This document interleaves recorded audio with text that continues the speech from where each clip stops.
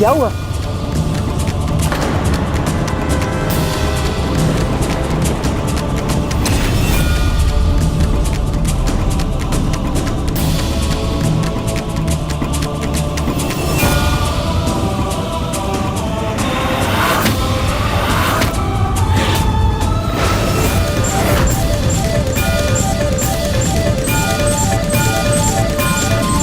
माँ, सच्चा प्रेम और ईश्वर दोनों एक समान होते हैं, जिसके बारे में बात तो सभी करते हैं, किंतु उसे महसूस नहीं कर पाते। ये देखिए, मेरे गिरधर गोपाल ने मेरे लिए सुहाग का जोड़ा भेजा। तोरण तोड़कर मुझे सुहागन बना गए।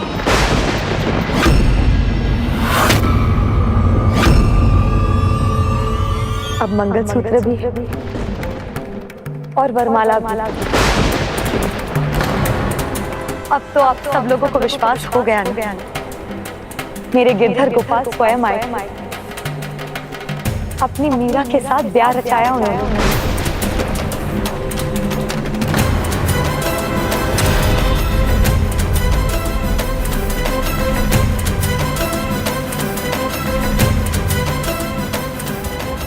ये क्या है मीरा?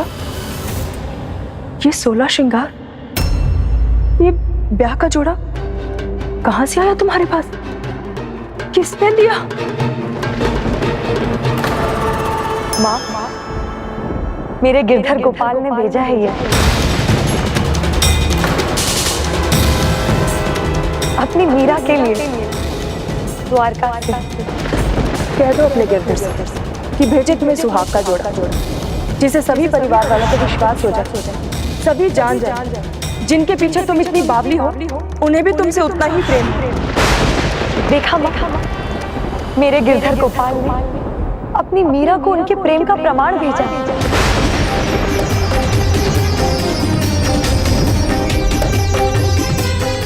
ताई साहब, आप गिरधर गोपाल के भेजे हुए जोड़े में देखना चाहती थी ना मुझे? ये देखिए, कैसी लग रही हूं मैं? पर तुम्हारे दूल्हे के भेजे हुए ब्याह के जोड़े में तुम्हें देखने का अवसर तो मिलता ना हमें। मीरा बेटी, शादी ब्याह पर ऐसा उपहास अच्छा नहीं है। नहीं पिताजी साहब, ये उपहास नहीं, ये सत्य है। ये तो मेरी श्रद्धा का परिणाम है, मेरे प्रति उनके प्रेम का संकेत है ये, जो मेरे आराध्य भी है और मेरे पति भी, जो मेरे गिरधर है। मेरी भक्ति का फल है ये। बस बहुत हुआ ये बावलापन, ये झूठ है, ये केवल तुम्हारा सपना है।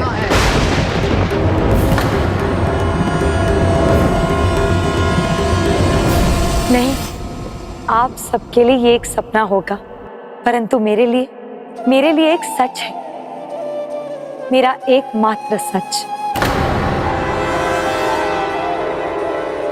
ये चूड़ियां, ये जयमाला, ये मंगलसूत्र, ये मांग टीका, ये नथनी, ये सुहाग का जोड़ा, यदि ये सब झूठ होता तो केवल मेरे सपने में होता, आप सबको नहीं दिखाई देता, किंतु अब तो ये आप सबके सामने है। और जितना ये सच है, उतना ही सच है मेरे पति, मेरे गिरधर नागर से मेरा विवाह।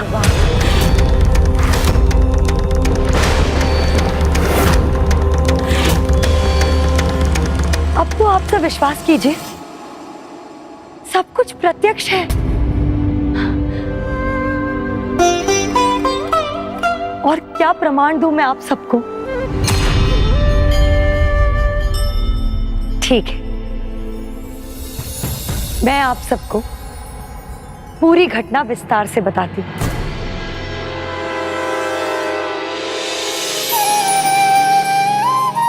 मैंने अपने सांवरे से हमारी लाज रखने को कहा, आप सभी को यह दिखाने को कहा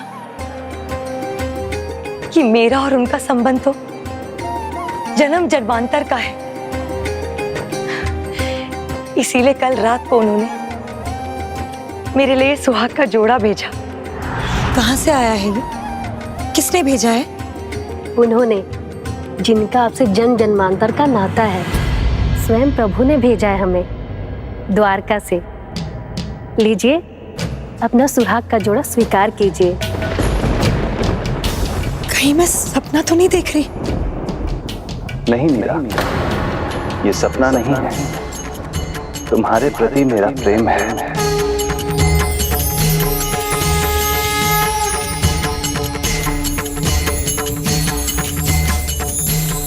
इस जन्म में ही नहीं, पूर्व जन्म में भी तुम मुझे अतुलित प्रेम देने वाली हो। ये उसी प्रेम का फल है। हाँ प्रभु, मुझे तो मेरे पूर्व जन्म की स्मृतियां भी दिखाई दी है।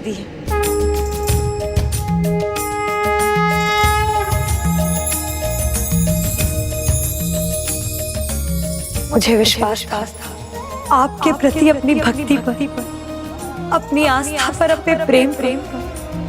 ये केवल इस जन्म का नहीं, जन्म जन्मांतर का नाता है। मैं सदा अपने वचन और वरदान का मान रखता हूँ। द्वापर में दिए गए वचन और वरदान को निभाने का समय इस कलयुग में आने वाला है। तुम्हें तुम्हारी भक्ति, आस्था और प्रेम का फल अवश्य मिलेगा। तुम्हारे गिरधर गोपाल से तुम्हारा मिलन होगा। बुराई और कुरीतियों को रोकने के लिए तुम्हारा मिलन अपने प्रभु अर्थात मुझसे होगा। जो राधा के कृष्ण कहलाते हैं, वो मीरा के गिरधर भी पुकारे जाएंगे। इसलिए ये विवाह का जोड़ा स्वीकार करें। फिर सभी सेविकाओं ने मुझे इस जोड़े में सजाया और मेरे दीनानाथ मेरे लिए बारात लेकर आए।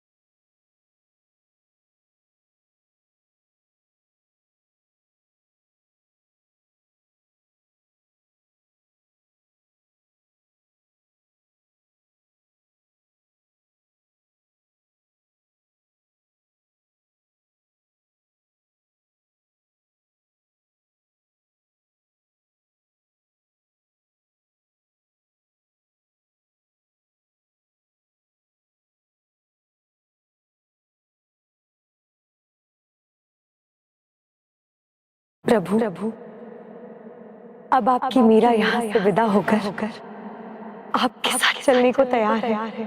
प्रत्येक महत्वपूर्ण कार्य अपने नियत समय पर ही होते हैं। तुम्हारी विदाई का नियत समय अभी नहीं आया है मीरा। जब वो समय आएगा तब मैं स्वयं आऊंगा तुम्हें लेने।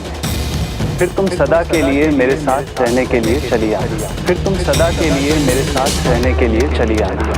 अब मैं अपने गिरधर नागर की ब्याता, उनकी मीरा, इसी प्रतीक्षा में हूँ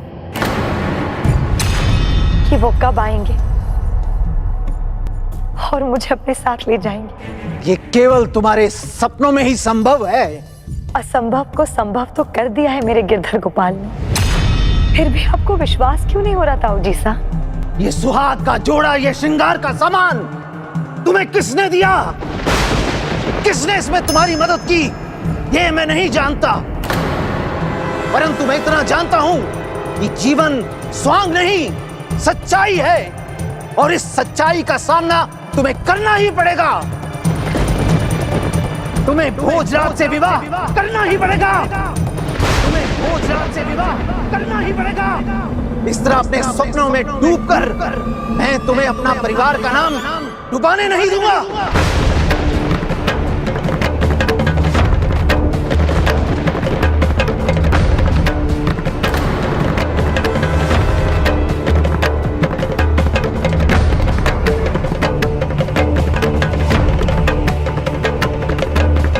तुम्हारे ससुराल से तुम्हारी शादी का जोड़ा आया है, इसे पहनो।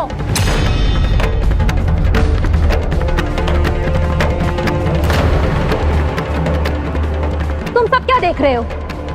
यहाँ कोई चमत्कार नहीं हुआ है, न प्रभु की कोई विशेष कृपा। भ्रम है ये। भ्रम से बुद्धि व्यग्र होती है, और जब बुद्धि व्यग्र होती है सारे तर्क नष्ट हो जाते हैं, और जब तर्क नष्ट होते हैं तो व्यक्ति का क्या होता है ये हम सब भली भांति जानते हैं।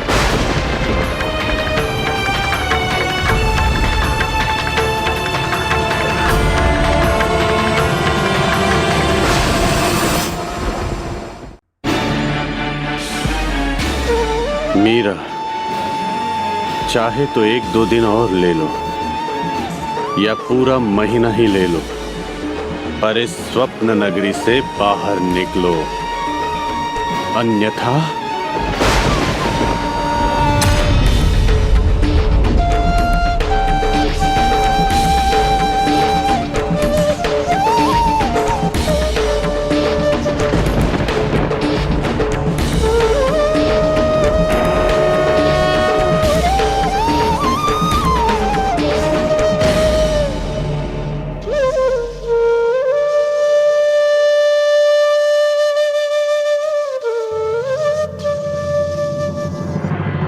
माँ तो अपने संतान की हर एक बात जानती है। अपने पति गिरधर गोपाल के प्रति मेरा आगाध प्रेम तो आप जानती ही होंगी कि हम दोनों एक दूसरे से कितना प्रेम करते हैं। आपको तो मेरी बात पर विश्वास है ना? हाँ बेटिया, मुझे तो हमेशा ही तुम पर विश्वास रहा है कि तुम्हारे प्रभु तुम्हें बहुत प्रेम करते हैं। मैं मानती हूँ, किंतु प्रभु के रूप में प्रभु भी अपने भक्त से उतना ही प्रेम करते हैं जितना उनके भक्त उनसे। ये भक्त और प्रभु के बीच का संबंध है, पति पत्नी का नहीं। जैसे तुम्हारे ताऊसा ने कहा है, तुम्हारे पति चित्तौड़ के कुंवर भोजराज होंगे।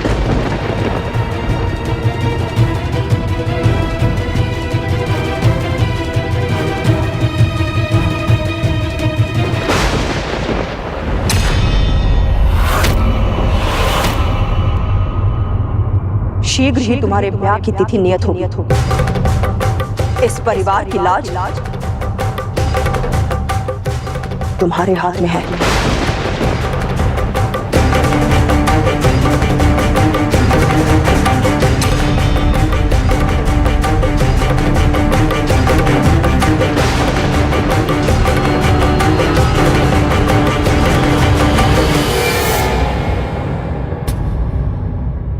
देख रहे हैं ना प्रभु,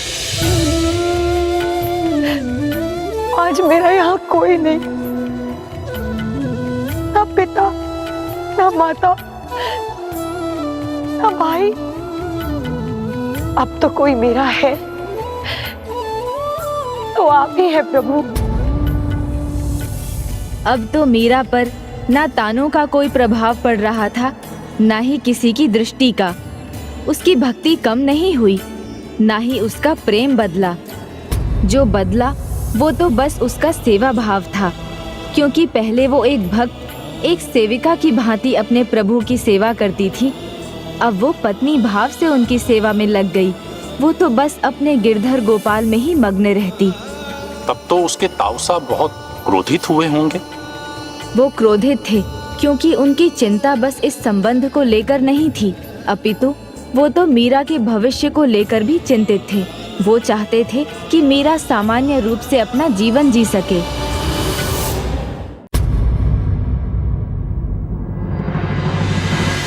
हे मेरे गिरधर गोपाल, कई दिन और महीने बीत गए हैं, अब कहीं वर्ष भी ना बीत जाए। मेरे प्रेम और धैर्य की और कितनी परीक्षा लेंगे आप? मैं तो सपने पे भी विश्वास नहीं कर सकती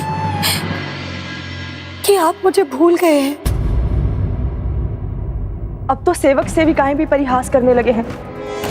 जोगन, बावली, न जाने किन किन नामों से पुकारने लगे हैं। मुझे तो कुछ समझ नहीं आ रहा है कि आखिर क्या उद्देश्य है इस मीरा का। मेरे जीवन का उद्देश्य आपकी ही प्रतीक्षा है, ये मैं जानती हूं। इसीलिए जब तक आप मुझे लेने नहीं आते, मैं आपके प्रेम में, आपकी भक्ति में पद और भजन लिखती रहूंगी, उन्हें गाती रहूंगी। यही मेरे सद्गुरु का भी सुझाव था। भक्ति भाव से प्रेरित होकर जो भी तुम्हारे मन में आए, तुम उन शब्दों को कागज पर संजो देना। ये एक तारा और ये जाप माला सदा तुम्हारा साथ देंगे।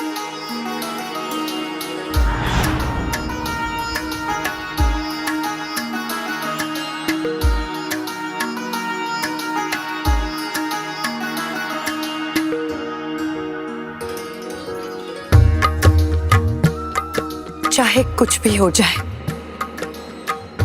मैं आपकी भक्ति और आपके प्रति निष्ठा में कोई कमी नहीं आने दूंगी। सदा नियमित रूप से मैं आपकी भक्ति में ही लीन रहूंगी। चिंता का कोई लाभ नहीं। अब तो विवाह होगा मीरा का, जिससे उसकी निष्ठा अपने आप बदल जाएगी और वो अपने पति के प्रति समर्पित हो जाएगी। यदि आप दोनों उसके माता पिता हो तो मीरा मेरी भी पुत्री के समान है। अब हमें सबको मिलकर उसका ध्यान रखना है, जिसके लिए आप दोनों को बस उससे हाँ बुलवाना है उसके विवाह के लिए। फिर उसके लिए चाहे कोई भी उपाय क्यों ना अपनाना पड़े, जिसके लिए माता पिता की सौगंध देनी पड़े तो दीजिए, जिसके लिए माता पिता की सौगंध देनी पड़े तो दीजिए। अर्थात एक ओर मीराबाई का दृढ़ निश्चय था कि वो अपने गिरधर गोपाल की सेवा में ही रहेगी, वहीं दूसरी ओर उसका परिवार भोजराज से विवाह करवाने पर तुला था। हाँ, और जब विवाह की तिथि आई, भोजराज सज धज कर राजसी बारात लेकर पहुंचने वाला था।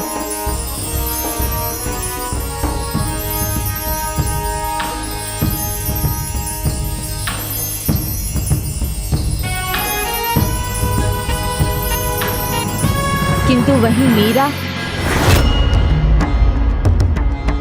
मैं सौगंध लेती हूँ, अब कोई कुछ भी कहे, कितना भी कहे, मेरे लिखे पदों में मेरे गिरधर ही होंगे और मेरे हृदय में हमेशा की तरह आप ही वास करेंगे।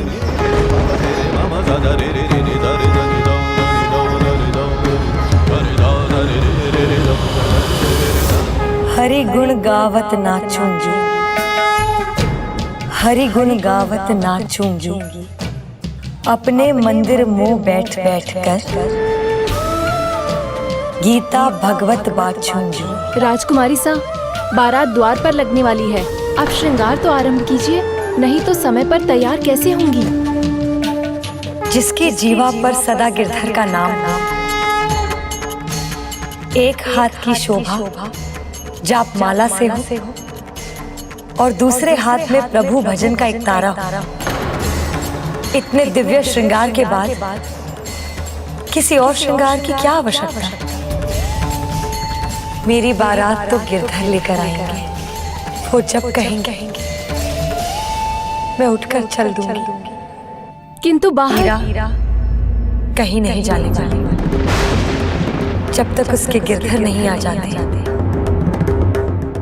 वो यही अपने गिरधर का नाम जपती रहेगी।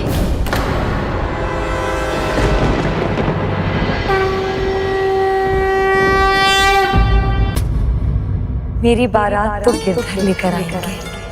वो जब कहेंगे मैं उठकर चल दूंगी। किंतु बाहर कहीं नहीं जाने वाली जब तक उसके गिरधर नहीं आ जाते। वो यही अपने गिरधर का नाम जपती रहेगी।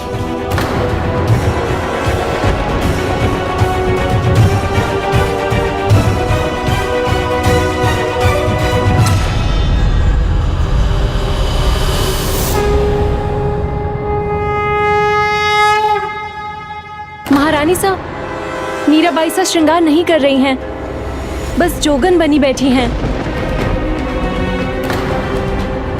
मुझे तो लगा था कि वो समझ गई होगी।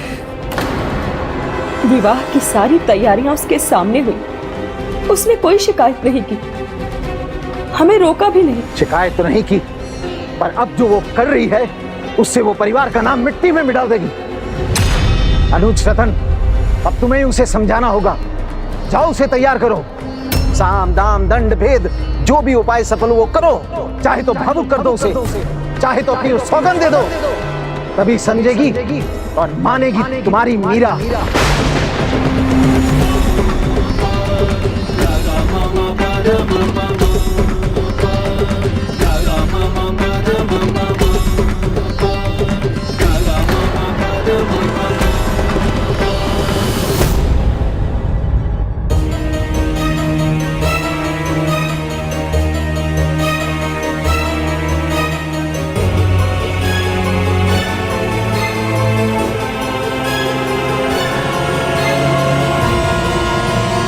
क्या बात है मीरा, तुम अभी तक तैयार नहीं हुई? मीरा तो तभी तैयार होगी जब उसे लेने उसके गिरधर गोपाल मान ज्ञान ध्यान की गठरी बांधकर सदा प्रेम रस चाखूंगी। आखिर तुम चाहती क्या हो मीरा? मीरा तो केवल अपने गिरधर गोपाल को चाहती है। तो क्या जिंदगी भर अपने गिरधर गोपाल की आस में इसी तरह जोगन बनी रहोगी?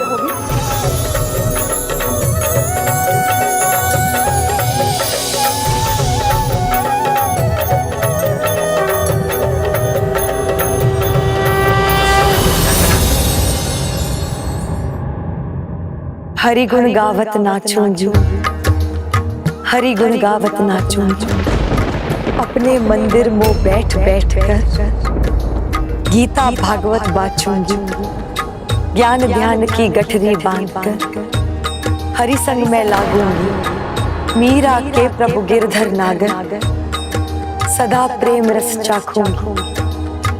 मैं तो हरि गुण गावत नाचूंजू।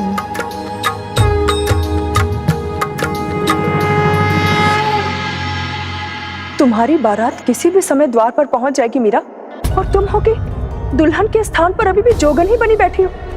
लोक लाज, परिवार की आन बान, माता पिता का मान सम्मान, किसी भी बात की तुम्हें परवाह नहीं मीरा।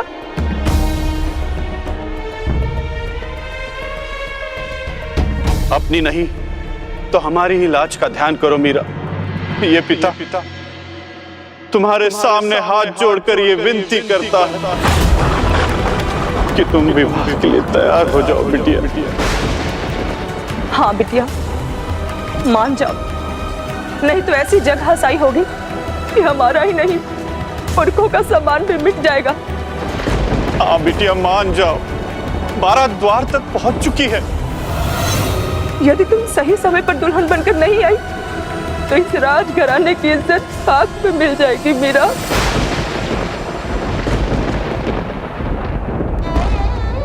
नहीं पिताजी साहब, आप मेरे सामने इस प्रकार हाथ जोड़कर खड़े हैं, ये मैं नहीं देख सकती। किंतु समझे पिताजी साहब, आपकी पुत्री एक ब्याहता है, गिरधर गोपाल की पत्नी है।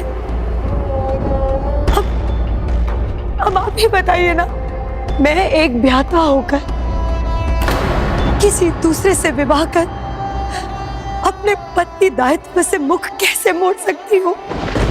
और एक पुत्री का दायित्व वो नहीं निभाओगी तुम? मायके की मान मर्यादा और लाज का ख्याल रखना एक पुत्री का धर्म भी है और उसका दायित्व भी। तुम अपने धर्म से, दायित्व से कैसे मुख मोड़ सकती हो मीरा? गिरधर के दिए दायित्व से मुख मोड़ना उनसे मुख मोड़ने के समान है पुत्री। गिरधर ने तुम्हें भक्ति दी है और उन्होंने ही तुम्हें ये परिवार भी दिया है। तुम्हारे जीवन में जो कुछ भी हो रहा है वो सब उन्हीं का दिया है, और उनका दिया हुआ एक दायित्व निभाकर तुम दूसरे दायित्व को कैसे भूल सकती हो? ये जीवन ईश्वर की देन है पुत्री,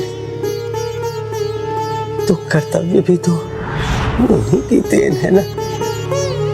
ये कैसी दुविधा में डाल दिया है आपने प्रभु? आप क्या चाहते हैं मैं क्या करूं?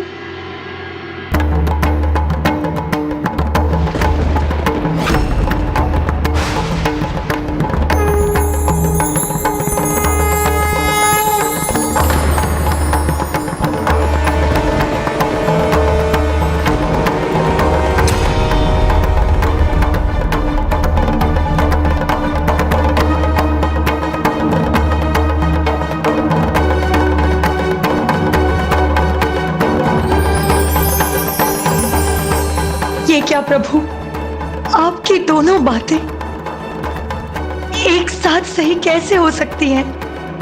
मैं आपके दोनों सुझाव एक साथ कैसे मान सकती हूँ? तुम्हारे प्रभु एक पुत्री को उसके माता पिता के प्रति कर्तव्य को नकारने के लिए कदापि नहीं कहेंगे। अब मैं क्या करूं?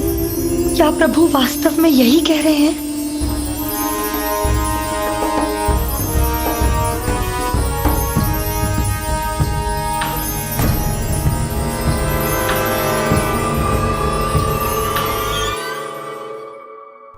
तुम्हारे प्रभु, तुम्हारे गिरधर से तुम्हारा नाता अलौकिक है, किंतु ये शरीर उन्होंने दिया है, इस संसार में उन्होंने ही भेजा है। सांसारिक बंधनों में बांधने वाले वो स्वयं है। ये विवाह संबंध बंधन तो है, किंतु तुम उनकी भक्ति करने के लिए मुक्त रहोगी। उनकी सेवा और भक्ति करने से तुम्हें कोई नहीं रोकेगा मीरा, कोई नहीं रोकेगा। किंतु मैं अपने प्रभु से ही प्रेम करती हूँ। वो तो सर्वशक्तिशाली है, सर्वोच्च है, उनसे बढ़कर कोई नहीं। जो होता है उन्हीं की इच्छा से होता है, और फिर ये जो हो रहा है उनकी इच्छा के विपरीत नहीं, बल्कि उनकी इच्छा के अनुसार ही हो रहा है बिटिया।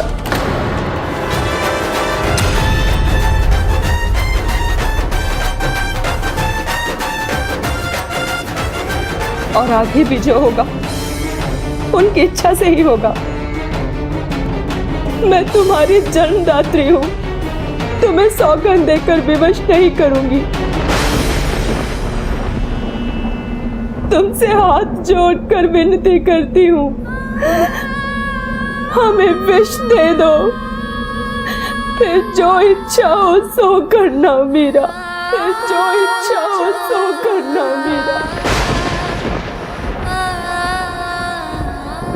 ये पगड़ी सबके सामने उछले, इससे पहले मैं ये पगड़ी तुम्हारे पैरों में रख देता हूँ। अब इस पगड़ी की और इस पगड़ी के साथ हमारे खानदान की लाज तुम्हारे हाथ में है मीरा। अब तुम ही जानो कि तुम्हें क्या करना है। ये कैसी दुविधा में डाल दिया है आपने प्रभु। एक और माता पिता के प्रति मेरा दायित्व और दूसरी ओर आपके प्रति मेरा अटूट प्रेम। अब आप ही बताइए प्रभु, मैं क्या करूं? मेरा मार्गदर्शन कीजिए।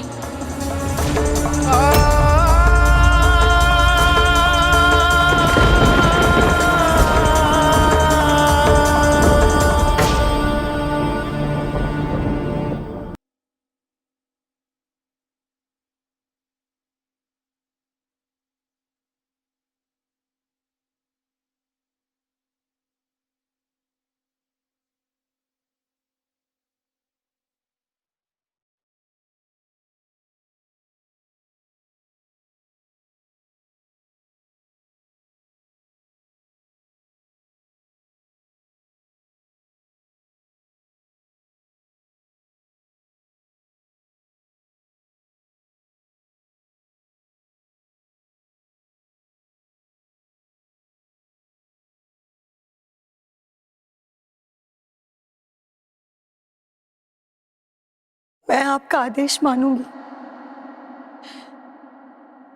एक पुत्री का दायित्व भी निभाऊंगी, किंतु मेरी एक शर्त है। मैं शादी का जोड़ा अवश्य पहनूंगी, किंतु वो जोड़ा जो मेरे लिए द्वारका से आया है और प्रतिमा रूप में मेरे गिरधर गोपाल मेरे साथ चलेंगे। हम तुम्हारी सारी बातें मानेंगे मीरा, किंतु संसार के, समाज के कुछ नियम होते हैं जिनका पालन करना होता है। चित्तौड़ से शगुन के रूप में जो चुनरी आई है उसे तो पहन लो बिटिया।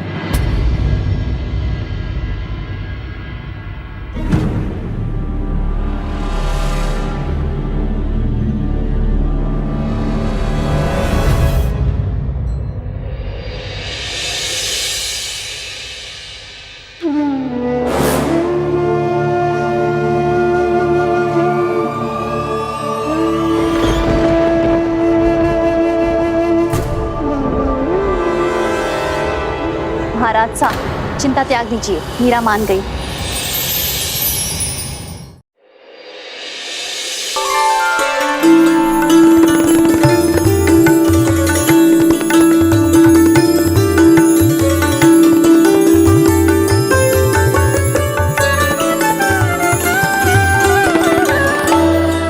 पधारिए कुंवर साहब, आपका स्वागत है।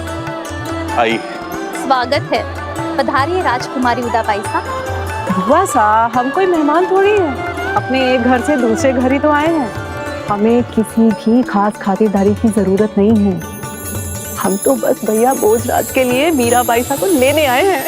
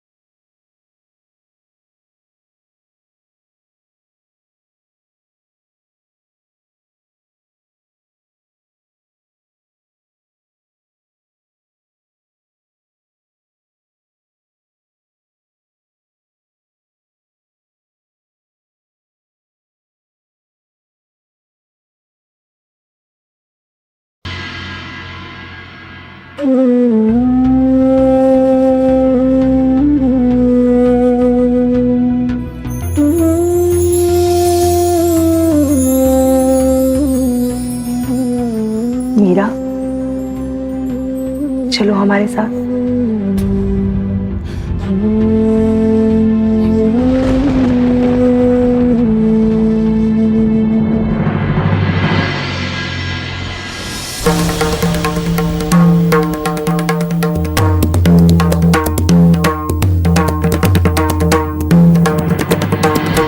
क्या हुआ मीरा, तुम रुक क्यों गई?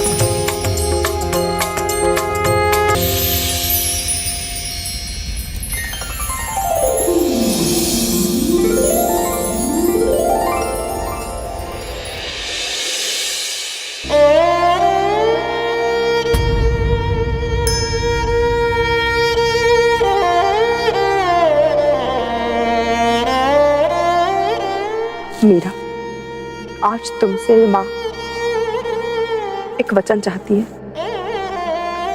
जैसे मैंने अपने ससुराल में मान मर्यादा का ध्यान रखा है, वैसे ही तुम भी रखना।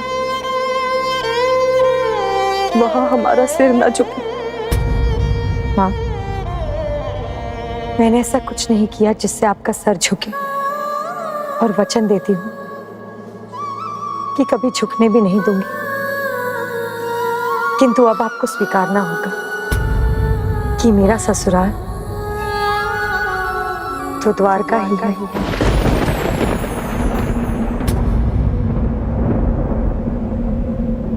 संसार भले ही कुछ भी समझे, मैंने तो इतना ही समझा है और इतना ही जाना है कि मेरा ब्याह मेरे गिरधर गोपाल से हुआ है। सारा संसार इन्हीं का है। ये हर जगह उपस्थित है। तो अब मैं इनके एक घर से निकलकर इनके दूसरे घर जाने वाली हूँ। माँ, आपकी पुत्री होने का धर्म निभा दिया है मैंने, किंतु अब मीरा अपने गिरधर की पत्नी होने का धर्म निभाएगी। वो इन्हीं की थी और सदा इन्हीं की रहेगी।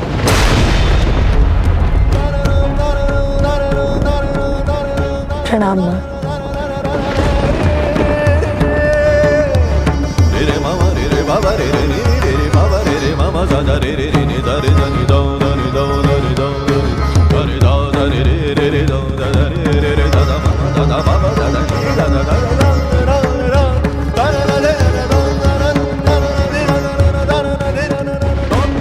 अब मीरा अपने गिरधर की पत्नी होने का धर्म निभाएगी।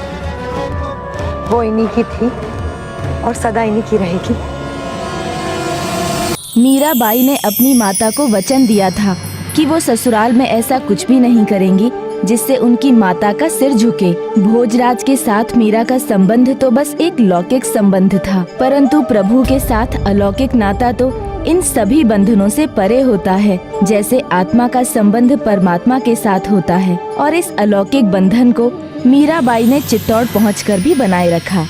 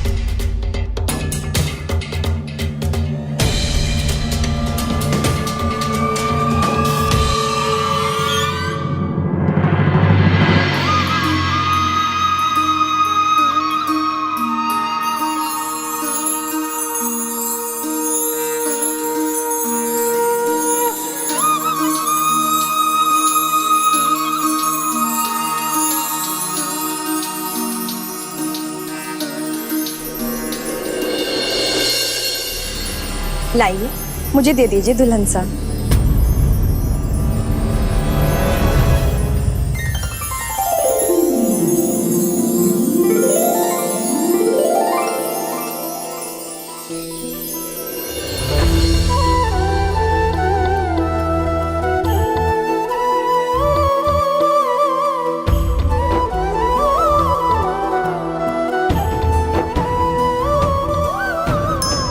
आइए भाभी साहब, स्वागत है आपका, पधारिए।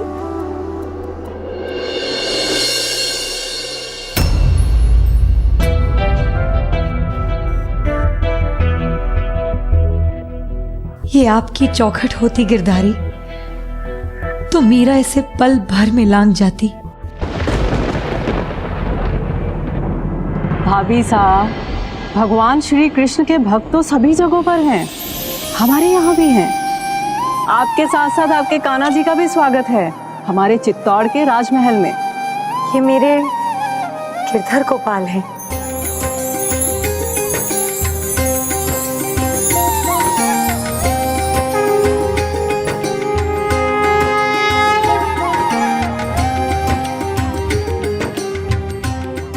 पधारिए।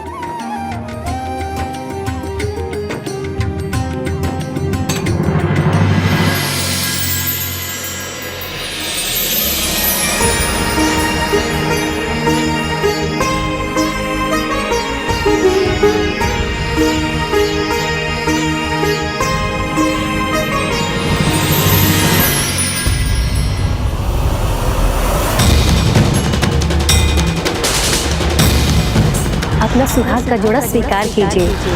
ये तो वही है जो मेरे लिए द्वारका से विवाह का जोड़ा लाई थी।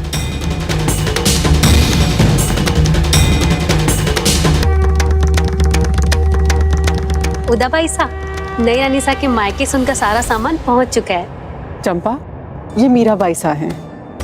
आज से तुम इनकी सेविका बनकर इन्हीं की सेवा में रहोगी। प्रणाम मीराबाई सा। भाभी सा, ये बिंदिया है, यहाँ की मुख्य सेविका।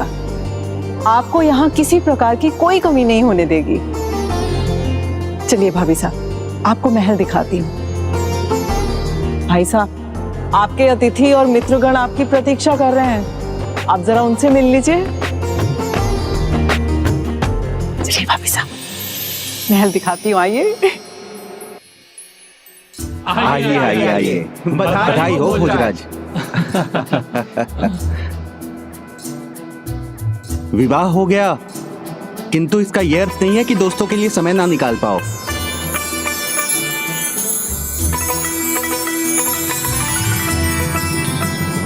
भाभी सा का अपने गोपाल के प्रति लगाव अद्भुत है। वो श्री कृष्ण की मूर्ति को अपने से अलग नहीं होने देती, कुछ अधिक आसक्त नहीं है वो गिरधर गोपाल के प्रति। ये गिरधर के प्रति उनकी भक्ति है, आसक्ति की अधिकता नहीं। मित्र, सावधान रहना, कहीं उनका ये प्रभु प्रेम आपके संबंध में बाधा ना डाल दे। महल तो आपने पूरा देख लिया भाभी साहब, अब ये रहा आपका कक्ष।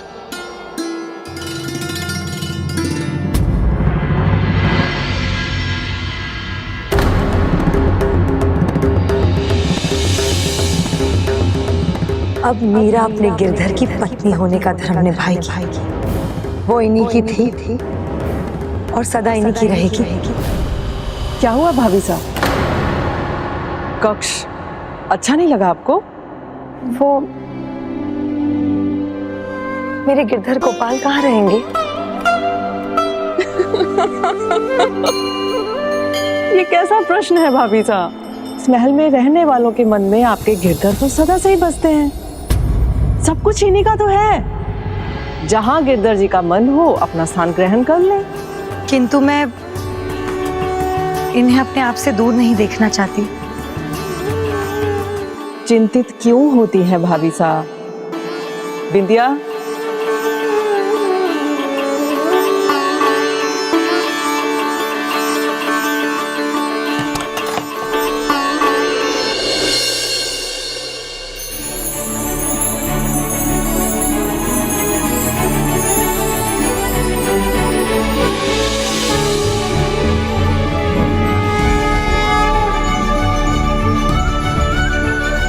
भाभी साहब, आपके गिरधर गोपाल तो यहाँ स्थापित हो गए, अब आप भी हमारे परिवार में अपनी जगह बना लीजिए।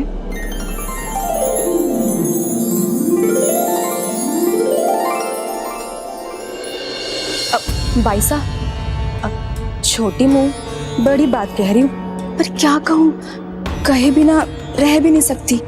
कुंवर सा कहीं दुल्हन के स्थान पर जोगन तो नहीं ले आए। चिंता मत करो बिंदिया, अभी अभी तो दुल्हन बनकर आई हैं भाभी साहब। अब चित्तौड़ के राजघराने की बहू रानी के लिए क्या आवश्यक है, ये उन्हें मैं सिखा दूंगी।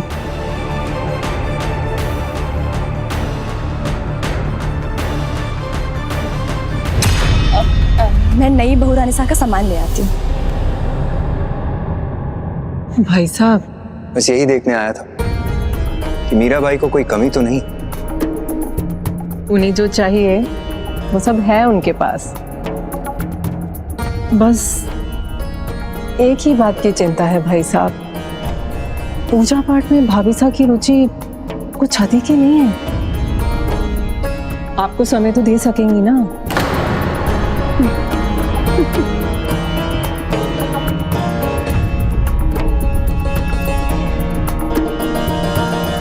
मैं जल लेके आती हूँ।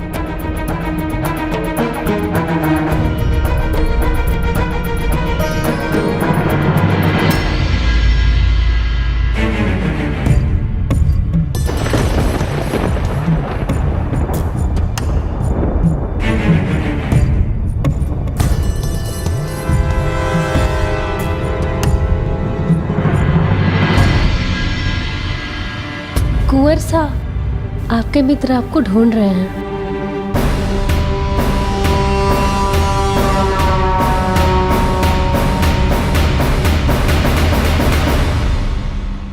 क्या हुआ बहुरानी सा? तुम क्यों पूछती हो? तुम तो मेरे बारे में सब जानती हो ना? मैं जानती हूँ। नहीं बहुरानी सा, मैं तो आज आपसे पहली बार मिली हूँ। पहली बार मिली है? मुझे तो आज पहली बार आपकी सेवा का अवसर मिला है, लेकिन आप चिंता ना करें, मैं धीरे धीरे सब जान लूंगी। आपको शिकायत का मौका नहीं दूंगी। मैं फूल लेके आती हूँ।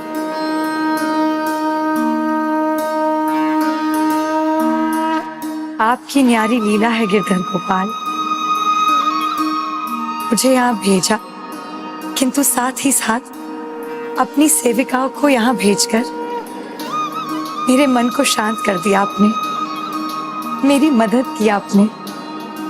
प्रेम जो करते हैं आप मुझसे, बस इसी प्रकार मेरे प्रेम की लाज रखिएगा प्रभु। मीरा का तो पूरा जीवन संघर्षों से भरा था, पर संघर्षों की इन लहरों को विश्वास रूपी नैया के सहारे पार करने के लिए तत्पर थी मीरा। फिर भले ही उसके जीवन के इस पड़ाव में अब कठिन से कठिन चुनौतियां ही क्यों ना आने वाली थीं।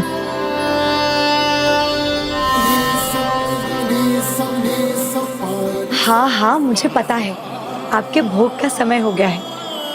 मैं अभी आपके लिए कुछ लेकर आती हूँ।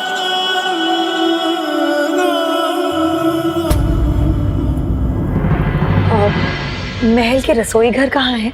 आप हमें आज्ञा दीजिए ना, हम ले आएंगे। आप कहें तो हम चंपा को बुला दें? नहीं नहीं, मुझे केवल रसोई का मार्ग बता दीजिए। धन्यवाद।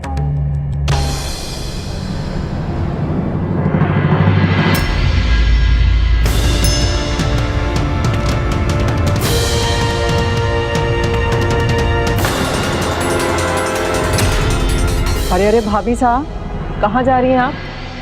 रसोई में प्रवेश की पहली रस्म के पहले आप रसोई में नहीं जा सकती। वो बस कुछ ताजा भोजन लेना था मुझे। लगता है लंबी यात्रा करके आई है, तो नई बहू रानी साहब को भूख लग गई है। नहीं नहीं, ये मेरे लिए नहीं, ये तो मेरे स्वामी के लिए है। भाभी साहब, आपको यहाँ आए अभी कुछ ही घंटे हुए हैं और आप अभी से अपने स्वामी की सेवा में लग गई। बड़े भाग्यशाली हैं मेरे भाई साहब, जिन्हें आप जैसी पत्नी मिली है। बिंदिया, भाभी साहब को भाई साहब के सारे पसंदीदा व्यंजन परोस कर दो, जल्दी जाओ। जी नहीं,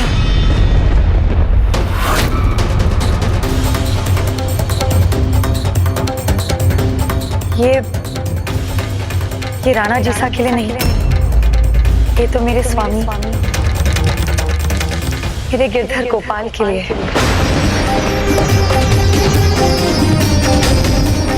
बहू रानी सा, ये लीजिए लड्डू, अभी तैयार हुए हैं।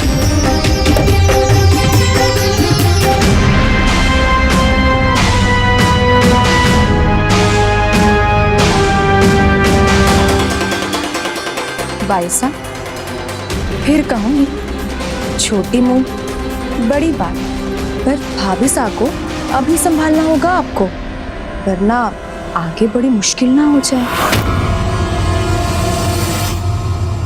ये देखिए गिरधर गोपाल, मैं आपके मनपसंद लड्डू लाई हूँ।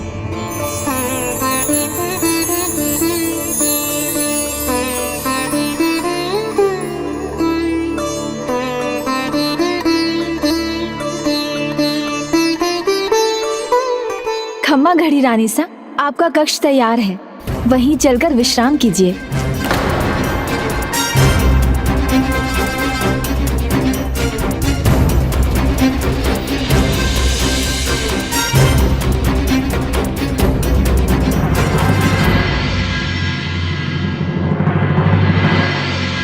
लगता है मायके में बेहद लाड प्यार मिला है भाभी सा को, इसीलिए तो इतने निर्दोष और निर्मल मन की हैं भाभी सा।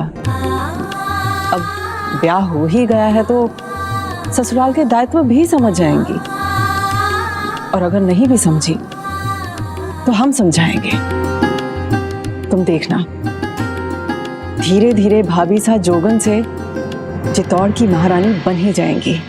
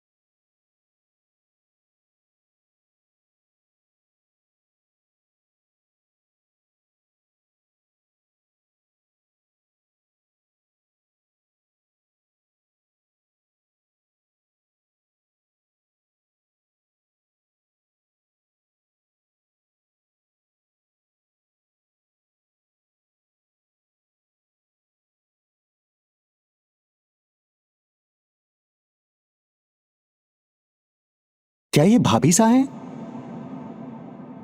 क्या ये उनका स्वर है?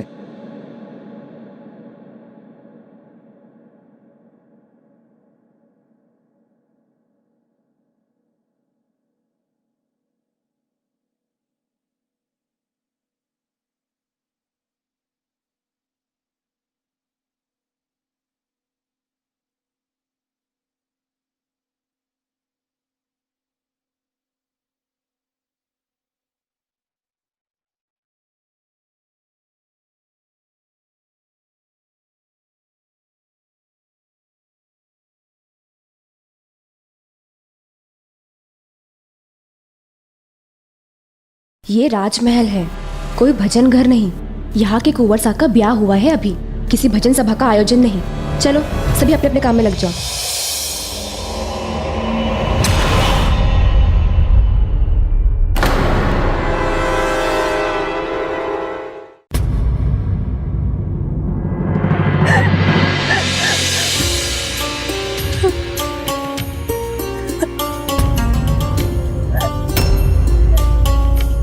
भाई साहब, भाभी साहब सिसकियां क्यों भर रही हैं? मायके की याद आ रही है क्या? या भाई साहब, कहीं ये विवाह भाभी साहब की इच्छा के विरुद्ध तो नहीं हुआ है ना? जो भी हो,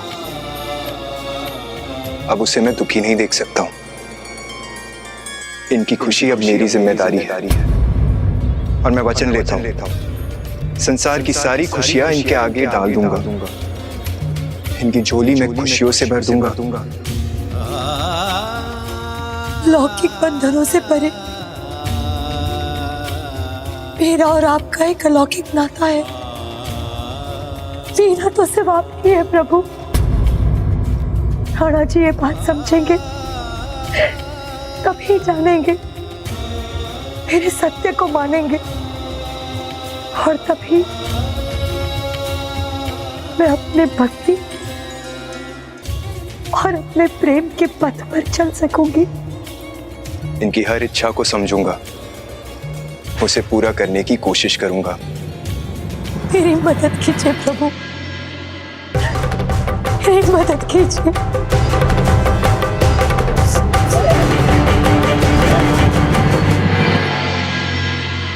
गजानन, भोजराज ने जो प्रतिज्ञा ली, क्या उसे वो निभा सके? और बिंदिया, जो सूचना उसके पास थी, जो सुना था उसने, उसे कहां पहुंचाया उसने? जो हुआ वो प्रभु की ही लीला थी, और जो होने वाला था वो भी प्रभु की इच्छा के अनुसार ही होने वाला था। खम्बा घड़ी बहू रानी सा, अब कब तक यहाँ बैठी रहेंगी? जाकर अपने कक्ष में आराम कीजिए, जल्दी ही राणा जी भी वहाँ पहुँचते होंगे। ब्याह की पहली रात और आप अपने कक्ष से बाहर रहेंगे तो लोगों की जीभ मचलने लगेगी, लोग तरह तरह की बातें बनाएंगे, आपके मायके की बहुत बदनामी होगी। आज तुमसे माँ एक वचन चाहती है।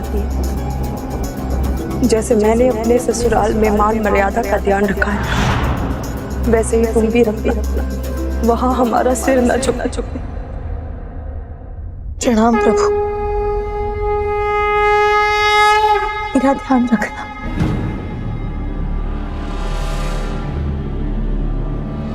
प्रभु से दूर होकर भी तो आप उनके पास ही रहेंगे ना, क्योंकि वो तो आपके मन में है, और जो मन में हो वो भला दूर कैसे हो सकता है?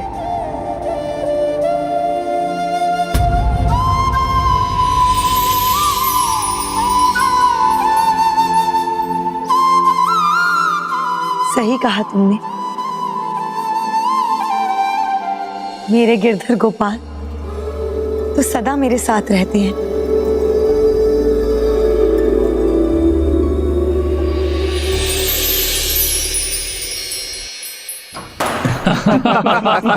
अरे सुनो सुनो सुनो, कुंवर भोजराज ने हमें इतना समय दिया है, अब हमें भी तो कुछ समझना चाहिए।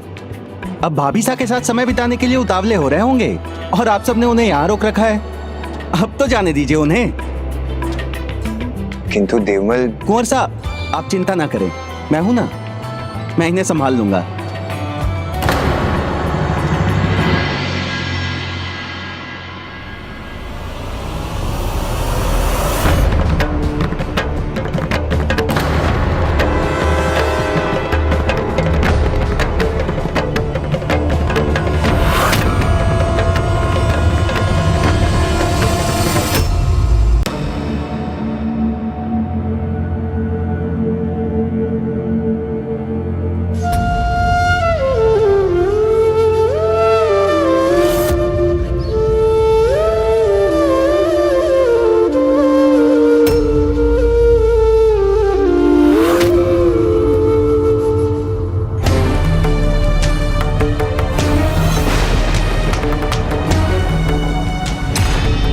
गिरधर गोपाल के पास नहीं है, यहाँ कक्ष में नहीं है, तो आखिर जा कहाँ सकती है मीरा बाई?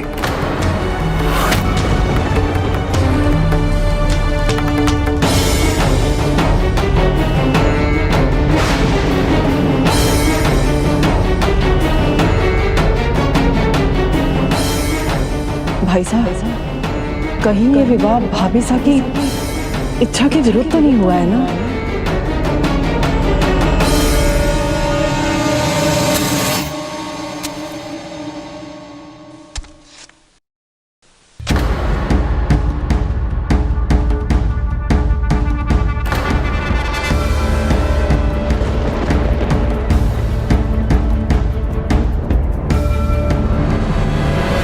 हमेशा इनके मुख पर अपने गिरधर गोपाल का ही नाम रहता है। अपनी भक्ति में इतनी लीन है कि नींद में भी अपना मुख अपने गिरधर गोपाल की तरफ किया हुआ है।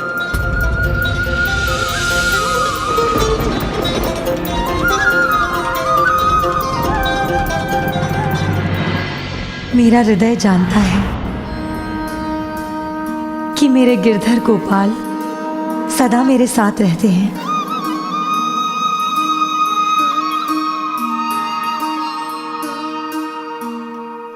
आपकी मीरा की लाज की डोर आपके हाथ में है, और आपकी प्रेम की शक्ति मीरा के हाथ में है।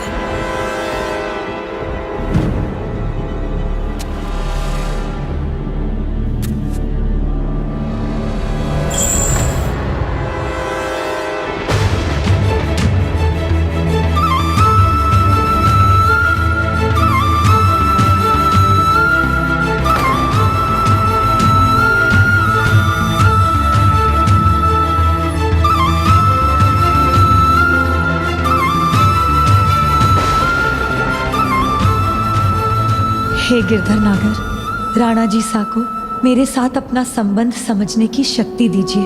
उन्हें आपके प्रति मेरे प्रेम और भक्ति का आभास होने दीजिए। उन्हें भी आपको उस रूप में देखने दीजिए जैसे मैं आपको देखती हूँ।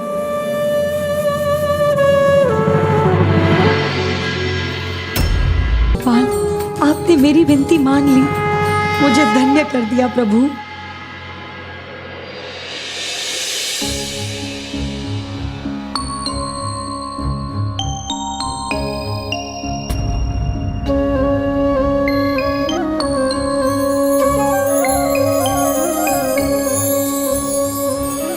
प्रभु की महान भक्त हो तुम मीराबाई। शायद इस राजमहल में मेरे जीवन में तुम्हारा आना इसलिए हुआ जिससे मुझे गिरधर गोपाल के अद्भुत दर्शन का लाभ मिल सके।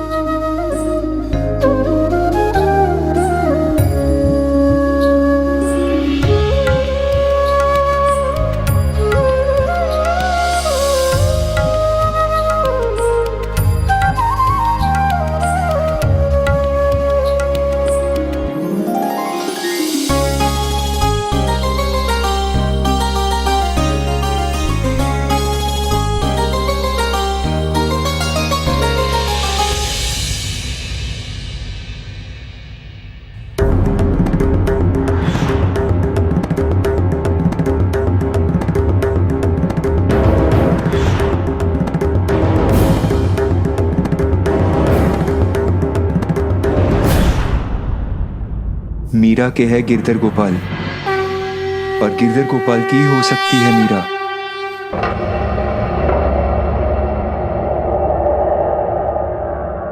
गजानन, जिसका आभास उन्हें हुआ था वो सत्य। भोजराज जब जान गए कि मीरा गिरधर गोपाल की है और गिरधर गोपाल मीरा की, तब वो क्या करने वाले थे? किसी भी बात को जानना और उसे मानना दोनों में बहुत अंतर होता है पुष्पदंत जी। जब तक हम जानकर उसे मान ना लें तब तक उसका कोई महत्व नहीं होता। चित्तौड़ में मीरा के वैवाहिक जीवन की प्रथम रात थी। उसकी भक्ति और उसके गिरधर के प्रेम को समझना अभी तो सभी के लिए शेष था।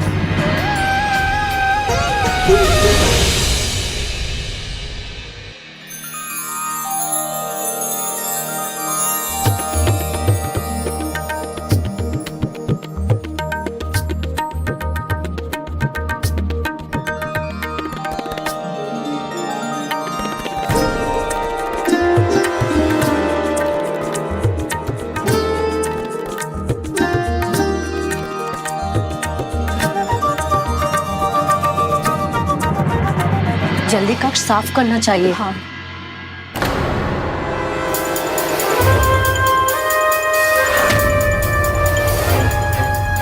सिर्फ कक्ष ही नहीं, एक बार बात भी साफ हो जाए।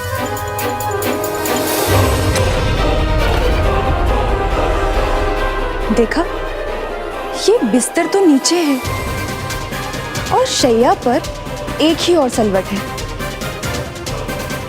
कुछ समझी चंपा? क्या? सुहाग की ऐसी रात कभी सुनी है तुमने? बिस्तर के संकेत भी साफ है। हम दासियों को संकेत देखने की नहीं बल्कि अपना कार्य करने में रुचि होनी चाहिए और राज परिवार की किसी भी बात में हमारा दखल ठीक नहीं। राणा जी ये बात समझेंगे तभी जानेंगे, मेरे सत्य को मानेंगे। वीणा तो सिर्फ आपकी है प्रभु।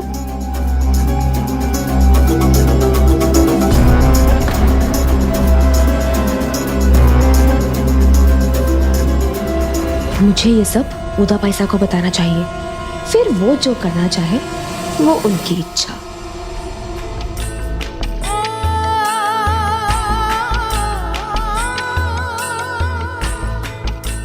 सभी बर्तन तैयार है ना? जी भाई साहब। और सब्जियां सबकी सब रख दी है? तैयार है। मसाले ये रही भाई साहब।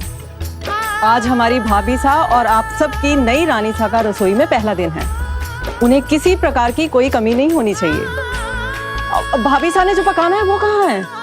जी उदा भाई साहब, ताजा मांस भी आ गया। ठीक है, वहां रख दो।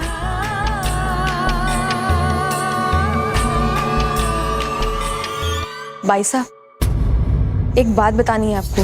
अभी नहीं बिंदिया, बाद में। भाई साहब, एक जरूरी बात है। बिंदिया, भाभी साहब की आज रसोई में पहली रस्म है, इससे ज्यादा जरूरी क्या हो सकता है भला? लेकिन भाभी साहब हैं कहाँ? उन्हें भी तो यहाँ होना चाहिए ना। वो तो वही है जहाँ उन्हें होना चाहिए, अपने स्वामी के साथ है।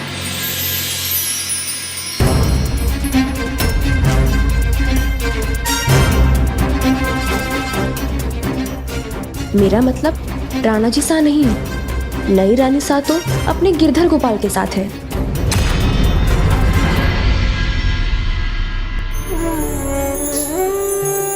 प्रेम का उत्तर तो प्रेम ही होता है ना प्रभु।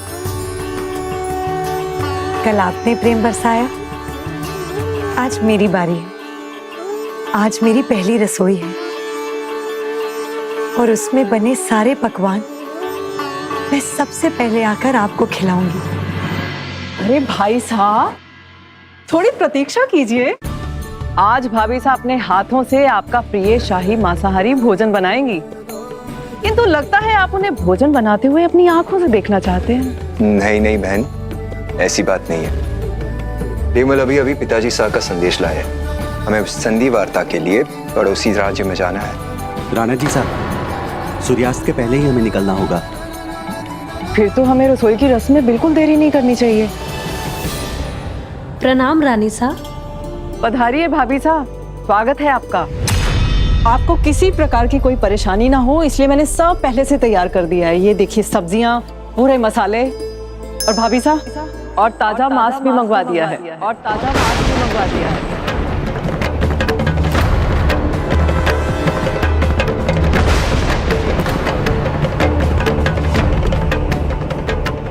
भाभी साहब, आप तो मांस को देखकर ही परेशान हो गई, तो मांसाहारी भोजन कैसे पकाएंगी आप?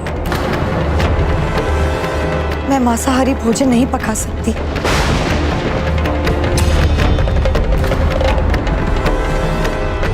क्या कह रही हैं भाभी साहब? आपने कभी पकाया नहीं है पहले? मैंने तो सदा सात्विक शाकाहारी भोजन ही पकाया है। मेरे स्वामी गिरधर गोपाल को तो यही अच्छा लगता है। किंतु आपके पति, इन्हें तो मांसाहारी भोजन सबसे अधिक पसंद है भाभी साहब, और यहाँ पर सभी मांसाहारी भोजन ही खाते हैं। आप रुचि भोजन पर रुचि श्रृंगार। भोजन वही खाना चाहिए जो पसंद हो। इसीलिए मेरे अनुष्ठान में मांसाहारी भोजन का कोई स्थान नहीं। इस रसोई में मांस आ गया है तो मैं अपने गिरधर गोपाल के लिए यहाँ तो कुछ भी नहीं पका सकती।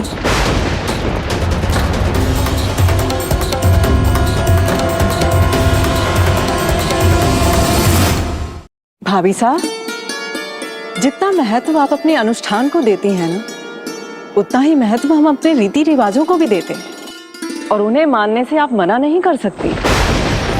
देखिए भाभी साहब, नई बहुरानी की पहली रसोई की रस्म तो आपको निभानी ही पड़ेगी।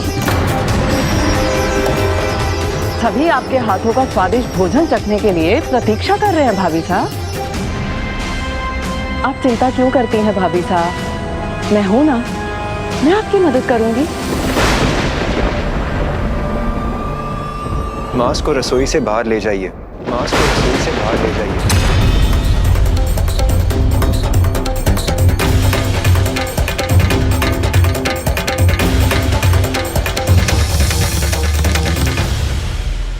भाई साहब, भाभी साहब की परेशानी को मैं भी समझती हूँ, किंतु कभी ना कभी तो इनको हमारे घर के तौर तरीके अपनाने ही पड़ेंगे ना। मीरा की इच्छा का सम्मान भी हमें करना चाहिए, आखिर ये इनकी पहली रसोई है। किंतु भाई साहब, आपको तो मांस जो इन्हें आता है पकाने दीजिए। हो सकता है ये जो पकाए वही मेरी पसंद का भोजन हो जाए।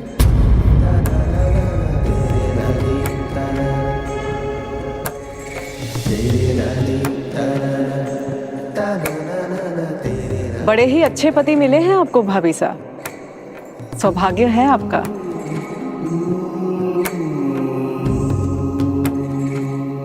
अब तो आपको कोई परेशानी नहीं है ना? मुझे सब कुछ धोना है, पूरी रसोई साफ करनी है, तभी तो मैं अपने गिरधर गोपाल के लिए भोग पका सकूंगी।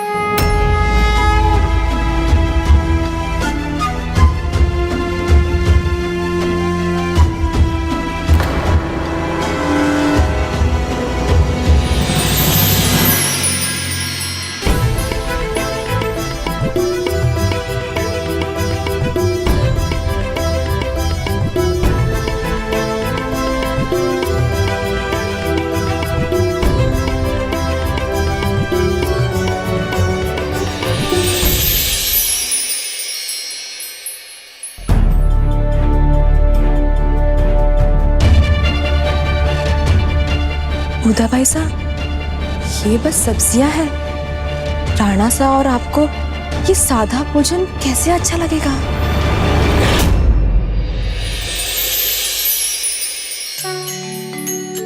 हे पार्वती नंदन, हे गणेश जी, आप प्रथम पूज्य हैं, तो आज मैं अपनी पहली रसोई से पहले आपकी प्रार्थना करना चाहती हूँ। आपकी कृपा होगी तो मेरी ये रसोई सफल होगी। मैं अपने गिरधर गोपाल और यहाँ के सभी लोगों के लिए स्वादिष्ट भोजन बना सकूंगी। वक्रतुंड महाकाय सूर्यकोटि समप्रभ निर्विघ्नं कुरु मे देव सर्वकार्येषु सर्वदा।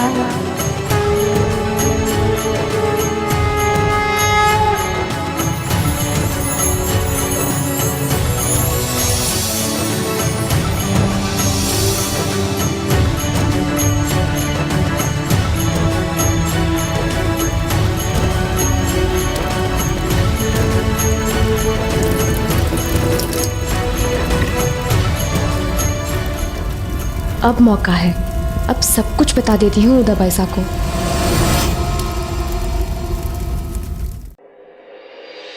भाई साहब, मुझे कुछ बताना है आपको। नहीं बिंदिया, अभी हमें कोई बात नहीं सुननी। नई रानी सा के आते ही रीति रिवाज जो बदल गए, ये आपको अच्छा नहीं लगा ना?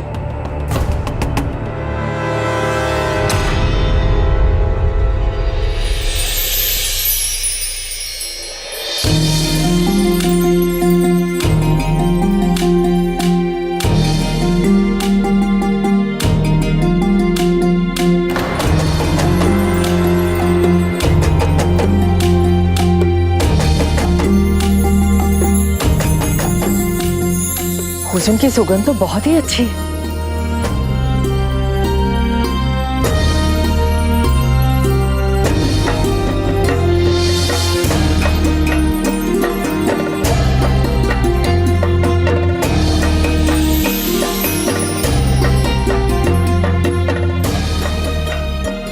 आप तो अद्भुत हैं भाभी साहब। एक मांसाहारी पकवान की जगह इतने सारे व्यंजन पका देंगी, हमें तो पता ही नहीं था। भाभी साहब, देखने से और खुशबू से तो बहुत स्वादिष्ट लग रहा है। इसे तो खाने में भी बहुत आनंद आएगा। धन्यवाद नंदन रानी जी साहब। धन्यवाद नहीं भाभी साहब, हमें भोजन चाहिए, हमें सब चखना है। और सबसे पहले तो हम ये खीर चखेंगे। नहीं उदा भाई साहब,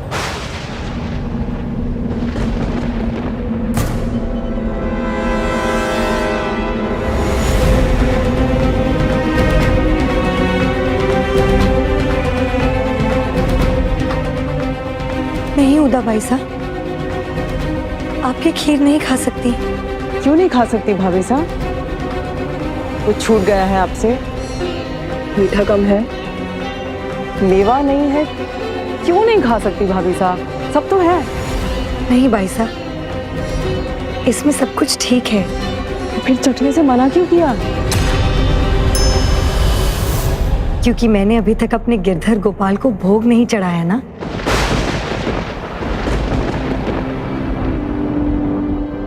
ये थाल मैंने उनके लिए सजाई है।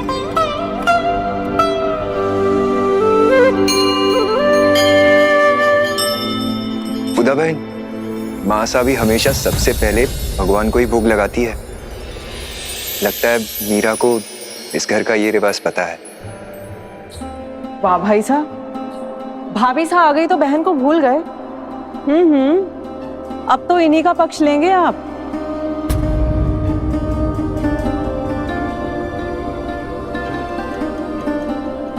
ठीक है भाभी साहब, आप भगवान को जल्दी भोग चढ़ा दीजिए। हमें तो बहुत भूख लगी है और भाई साहब के बाहर जाने के पहले आपको उनका तिलक भी करना है। जाइए। भाई साहब चलिए, भोजन कक्ष में चलकर इंतजार करते हैं। जी, मैं देवमल सलाहकारों और मंत्रियों को भी भोजन के लिए बुला के आता हूँ। जी भाई साहब।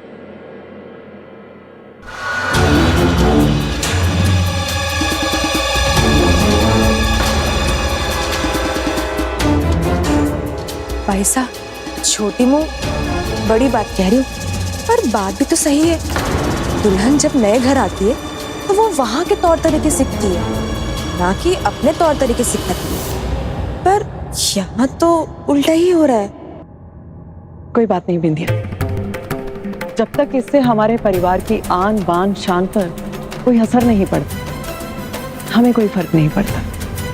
परंतु अगर कभी भाभी सा के कारण बात हमारे परिवार की आन बान पर बनाई तो हम चुप नहीं बैठेंगे। पर राणा जी साहब ने अगर उनका साथ दिया भाई साहब ने तो उन्हें मुझसे टकराना होगा, क्योंकि ऐसी परिस्थिति में मैं मीरा बाई साहब का साथ नहीं दूंगी।